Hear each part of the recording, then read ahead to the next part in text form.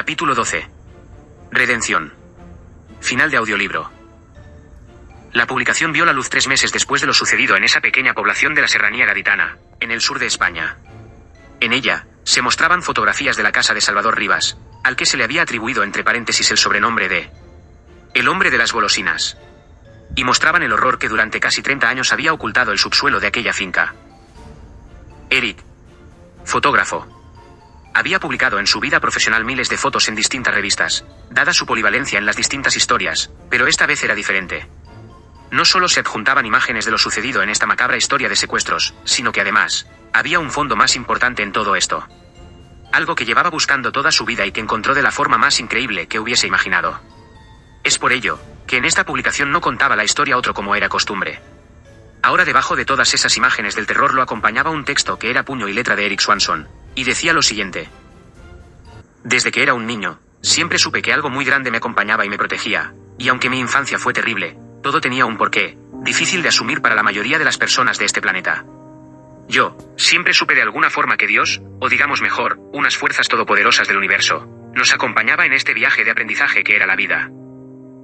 Sí, sufrí, pero como todos en este mundo sufren, es parte de ese aprendizaje. Algunos lo hacen por unas causas y otros por otras, pero nadie escapa a ese sufrimiento. El mío comenzó muy pronto, a la edad de 5 años. Fui secuestrado por mi padre, Salvador Rivas, y encadenado en un húmedo y siniestro sótano un tiempo indeterminado que no logro recordar, para luego ser vendido como una vulgar mercancía a una pareja norteamericana. Me llevaron a un puerto en un coche rojo, me introdujeron en el interior de un frío y sucio container, y me trasladaron en las más absolutas condiciones insalubres que puedas imaginar, con dirección a los Estados Unidos de América. Ese sucio espacio donde estuve al menos 2 semanas, solo contaba con algo de comida, que al poco tiempo se pudrió, y junto a mis orines y heces fueron mis acompañantes en el viaje. El olor más nauseabundo junto al terror más absoluto, fue todo lo que tuve hasta llegar al destino. Pero por alguna razón que ahora sí he llegado a comprender, se puso en marcha un plan universal que en unos años cambiaría mi vida para siempre. Ese contenedor. Mi pesadilla particular. Cuando lo bajaban del barco, sufrió un accidente, se soltó del cable que lo sostenía cayendo al mar, la puerta se abrió y quedé sumergido unos minutos. Luego me encontraron vagando por el puerto totalmente conmocionado y sin recordar absolutamente nada. El hombre de las golosinas. Mi padre. Nunca me quiso. Para él, que yo estuviera en este mundo significaba no tener influencia total sobre mi madre. Necesitaba someterla completamente y el amor que le tenía a su hijo, a mí, frustraba sus planes. Pero no era un asesino, por ello no pudo matarme. Lo que hizo fue contactar con Ciro Gómez, un delincuente habitual de la zona, con aires de grandeza, y con contactos con mafias que se dedicaban al tráfico de seres humanos, y de esta forma tan inhumana, venderme y quitarme de en medio, provocándole un sufrimiento incalculable a su esposa de paso, incluso más que si me hubiera matado, pero aún así, sin ser un asesino se convirtió en eso, ya que en el proceso de retención de los niños 2 de ellos murieron, uno por desnutrición y el otro al caer por la escalera cuando le bajaba al sótano, no teniendo más remedio que enterrarlos a continuación.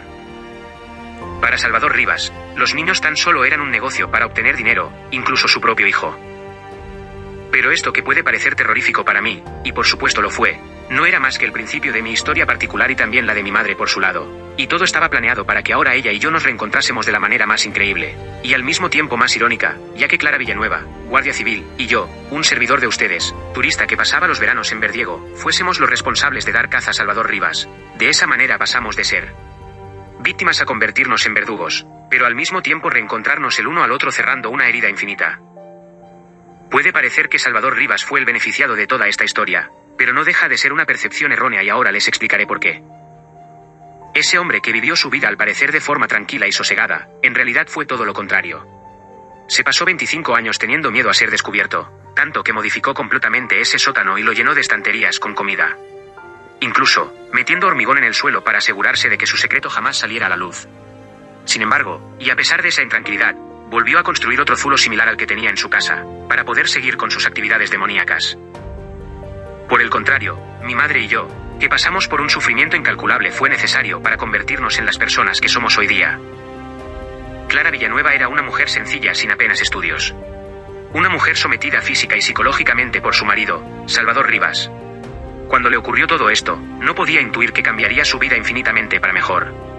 Claro, el sufrimiento como precio, que conllevaba era impagable conscientemente. Pero de ser una mujer sencilla pasó a tener una carrera muy importante, y conseguir ser Una de los mandos policiales, en uno de los cuerpos más importantes de este país como es la Guardia Civil. Esto le permitió salvar innumerables vidas y enriquecer la suya hasta límites inimaginables.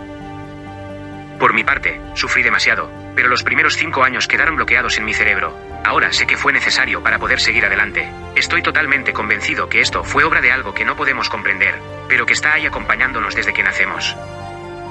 El orfanato fue una época de mi niñez terrible, pero no solo me leccionó sobre muchos aspectos, sino que además y sin saberlo, la vida me estaba premiando, ya que desde que apareció aquella pareja encantadora norteamericana que me adoptó, comenzó ese plan universal para llevarme en 2023 hacia un destino inevitable.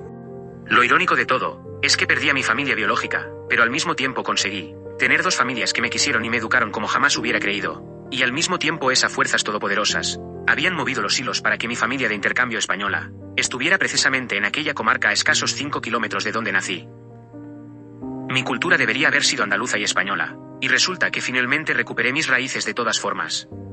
Y todo esto no podía ser casualidad, siempre intuí que las casualidades y la suerte eran simplemente nombres puestos por el ser humano para explicar algo que la mayoría no podíamos entender. Pero por alguna extraña razón yo siempre lo supe, esto me hizo más racional que el resto, incluso hasta un catedrático en matemáticas que hiciera un balance sobre hechos, de algo tachado de casualidad, viendo prácticamente la imposibilidad, en un momento de su vida entre quedarse con algo místico o esto, se quedaría con lo imposible o lo poco probable. Era tan contradictorio que era difícil explicarlo, aunque yo creo saber cómo hacerlo. Desde que nacemos nos adoctrinan para que creamos en lo que quieren que creamos, y por supuesto nada místico ni sobrenatural.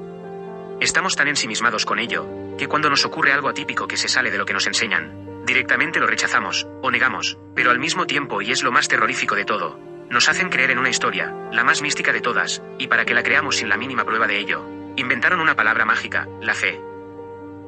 Esto me demostró que la gente en general, tanto en Estados Unidos como en España, creían en algo que en el fondo de sus corazones iba en contradicción, y ni siquiera lo sabían o se percataban. Simplemente aplicaban lo aprendido. No cuestionaban nada, porque es algo que les enseñaron desde muy pequeños, y que iba pasando de padres a hijos desde los últimos 2000 años. Por suerte a mí no me pasó aquello que le pasaba a la mayoría. Siempre me percaté de que algo no cuadraba en cómo funcionaba nuestra realidad, y por eso, ya desde muy joven fui al revés que el resto. Esta cuestión me produjo más sufrimiento añadido, ya que si ibas en contra de lo que supone es normal, tanto socialmente como moralmente, la gente te rechazaba. Sin embargo, eso me hizo más despierto que la mayoría, pensaba y reflexionaba, y es ahí cuando comencé a buscar todas las respuestas que hoy sé. Mis respuestas, solo válidas para mí, ya que es imposible explicarlas para poder convencer a nadie. Eran rechazadas automáticamente. La percepción del cerebro humano era maravillosa, y estaba creada para ayudarnos en momentos difíciles, pero cogieron eso y lo tergiversaron todo, aprovechándolo para manipular nuestra realidad y nuestro cerebro, y convertirnos en ovejas esclavizadas hasta el momento de nuestra muerte. Volviendo a mi padre. Por no llamarle de otra forma. Aunque me guste o no, lo era. Vivió su vida atormentado y ahora le llegaba el verdadero sufrimiento. Todo esto me indica de forma absolutamente certera, que todos somos partes importantes de cómo funciona esta vida, incluso él, o gente como él.